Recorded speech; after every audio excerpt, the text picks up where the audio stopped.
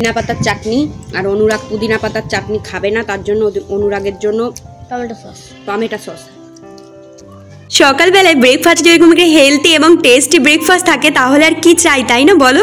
আমি এই ব্রেকফাস্টটা কিন্তু আগে একদিন বানিয়েছিলাম, কিন্তু তোমাদের সাথে শেয়ার করা হয়নি, তো ভাবলাম আজকে যখন বানাচ্ছি তোমাদের সাথে কেন শেয়ার করবো না।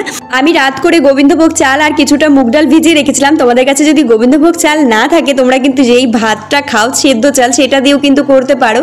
তারপরে আমি এটা কিন্তু ধুয়ে একটা মিক্সির বাটিতে নিয়েছি আর কিছুটা টক দই দিয়ে দিচ্ছি।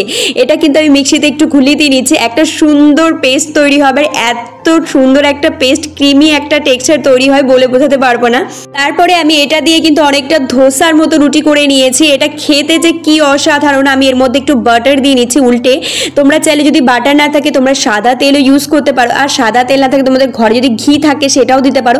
তোমরা যেটা পছন্দ করো সেরকম কিন্তু দিয়ে একটা ভেজে নেবে। আমি এরকম করে 3-4টে ভেজে নিয়েছিলাম, যেরকম আমার আর আমার ছেলে যেরকম প্রয়োজন হয়। তোমাদের কাছে যদি পুদিনা পাতা চাটনি না থাকে তোমরা কিন্তু টমেটো কেচাপ দিয়েও কিন্তু খেতে পারো। এত অসাধারণ লাগবে, সকালবেলা একটা দুর্দান্ত ব্রেকফাস্ট হবে। তোমরা একদিন বাড়িতে ট্রাই করে